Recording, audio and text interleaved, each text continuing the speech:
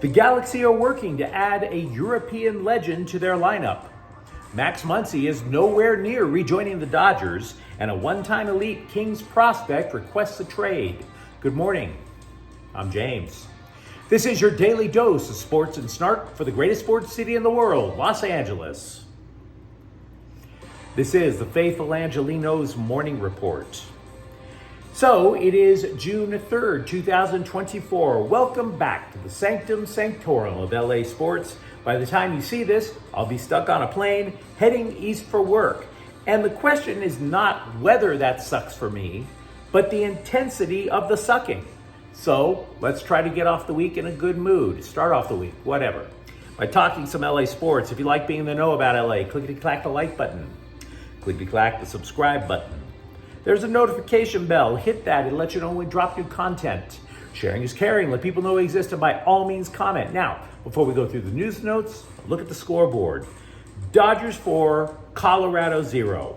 Mookie Betts and Freddie Freeman both hit home runs. Gavin Stone improves to 6-2 with 5 shutout innings. The Dodgers once again leading the West by a very comfortable 6.5 games. Meanwhile, the Sparks fall to 2-6 by getting their booties kicked by Phoenix 87-68. We've been talking at length about how the scribes covering the Sparks are too busy just fawning over how pretty they are, as opposed to whether or not they can win. If you want to know which scribe is simping the most on Sparks rookie Cameron Brink, that slug is Max Escarpio, working for Athlon Sports. Oh, she's turning heads. She's turning heads.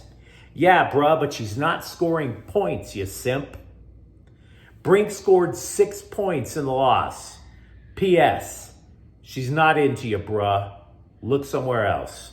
Meanwhile, today, there are no games involving LA teams today. It's Monday. I hope you get lucky. Obviously not with Cameron Brink. But let's get to the news. 2 days ago, we discussed how the Galaxy were definitely interested in acquiring German legend Marco Reus. The problem was that Charlotte FC had discovery rights, and Charlotte's offense is quite suspect, so it would stand to reason that they would want first dibs at a midfielder who scored 170 goals and registered 131 assists with Dortmund in the Bundesliga. Not that it's cause and effect, mind you. But less than a day after getting shut out by Chicago, the Galaxy have sent allocation money to Charlotte, and presumably a lot of it, in order simply to negotiate with Reus. Not to definitely get him, just to talk to him. Now, if you don't follow Major League Soccer, consider allocation money as a form of salary cap space, okay? Reus is not on the level of other big-name Galaxy acquisitions, should an acquisition happen. For example, he's not as mercurial as Zlatan Ibrahimovic. He's not the heartthrob that David Beckham was. He's simply a guy who is synonymous with one of Europe's greatest clubs. Dortmund was in this weekend's Champions League final, if you were watching it. Now, Dortmund, I should say, having said that, adding Reus is not a sure thing. Not by any means. For example, he's drawn interest from other clubs, not only in Europe, but in Saudi Arabia. Moreover, in MLS, each team has 3 designated player spots, and the Galaxy have already used all 3. Midfielder Ricky Puig, who, by the way, extended his contract last week. Joseph Paintsil, Gabriel Peck, both wingers. The most, then, that the Galaxy could offer Reus is $1.7 million. Now, what I'm about to say might come off as controversial. I don't mean it to be. But if you go back just 2 years ago, there were a lot of clubs in MLS that were complaining that LAFC was flouting the rules when they added Gareth Bale and Giorgio Chiellini, 2 European superstars, to their roster at the midway point of that season. Current Galaxy general manager Will Kuntz was part of that LAFC front office.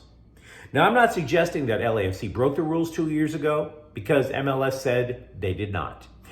I'm also not suggesting that the Galaxy are about to break the rules. But if LAFC could find a way to fit both Bale and Chiellini onto the roster, who's to say that the Galaxy don't have a similar workaround in mind? Now, as for the position, should they land Royce, I mistakenly yesterday referred to Royce as a striker. He's actually a center midfielder. Puig is not going to the bench.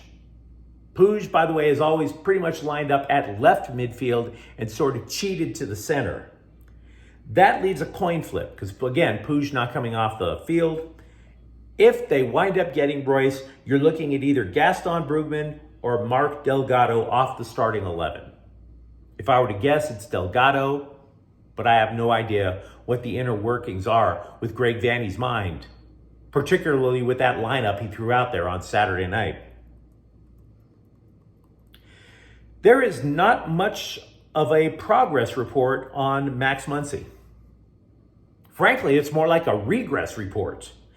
He did take ground balls Sunday before the game to see how his oblique is recovering from a strain that has sidelined him for 2 weeks. Thing is, he's not even allowed to swing a bat.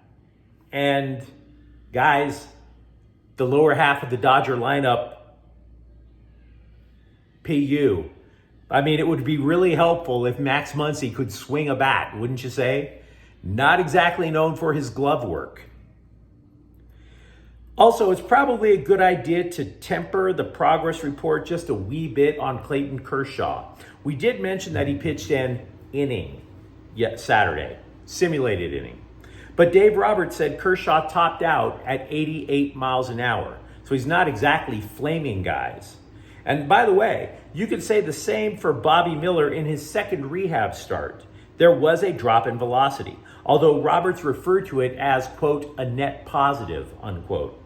Now, Miller's been out since mid-April with shoulder inflammation. For his part, Miller told the LA Daily News that he felt, quote, pretty anxious.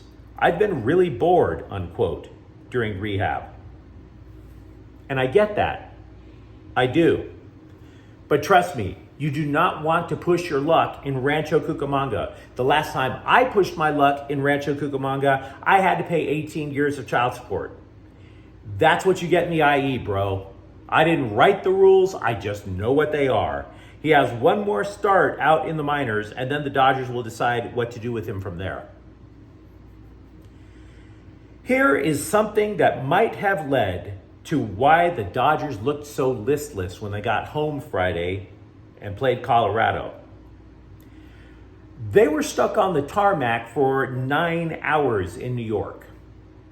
There was weather, there were mechanical delays. The delay was so long that the flight crew was off the clock, left the plane, and then they had to find another flight crew to put on the plane for the trip home. And by the way, as somebody who flies a lot, when we say on the tarmac, you are not getting off the plane. You are sitting there streaming and just waiting to die. It is not pleasant at all. And I have to say something. This is one of the reasons why I rarely fly to New York. My wife wants to go. I am begging her not to do it. The airports out there are trash. Absolute trash. So trust me, Dodgers, I know exactly what you went through. Kings forward Arthur Kaliev has requested a trade. Once considered one of the franchise's brightest prospects, he was a healthy scratch often for the team last year. Rarely got on the ice. Now, as for why he wasn't playing, according to former coach Todd McClellan, quote, he's got to fit the team, okay? I know some of you guys are nodding because you're around the group long enough and you get it. You have to work hard to fit. And when he does that, he'll play again, unquote. Kaliev didn't even get time after McClellan was fired. Then interim coach Jim Hiller kept the same system. And some players just simply have trouble fitting into the 1-3-1. In order to get under the NFL salary cap, all the Chargers had to do was just lob a hand grenade into the wide receiver room, slam the door shut, and lean against it so nobody could escape. Painful, but true. As a result, however, the Bolts went from significantly over the salary cap to where even right now they are apparently 26.3 million under the cap, even after the draft and around a free agency. 26.3 million. The Chargers are one of the top 10 teams in terms of cap space. Former Lakers guard Dennis Schroeder made his debut playing professional soccer for FC Germania Bleckenstedt. Not exactly the Bundesliga, by the way. Bleckenstedt's in the 6th division. Schroeder played 63 minutes at left wing in a 5-1 loss. So that's two sports he can't score in. Am I right, people? Am I right? Am I right? Hey, don't look at me. If he was really that great, he wouldn't be playing for the Brooklyn Nets now, right? But you let me know what you think in the comments thread. Talk to me if you're a Galaxy supporter. Do you buy in with the idea of Marco Royce being a big addition to your team? What about the injured Dodgers, including Max Muncy? And if you enjoyed the content, don't forget to subscribe to Faithful Angelenos. We're talking LA sports every single day here. Thank you for watching. I'm James. We'll be back tomorrow. Faithful Angelenos is a Kian Corcha El Queso production. Take care.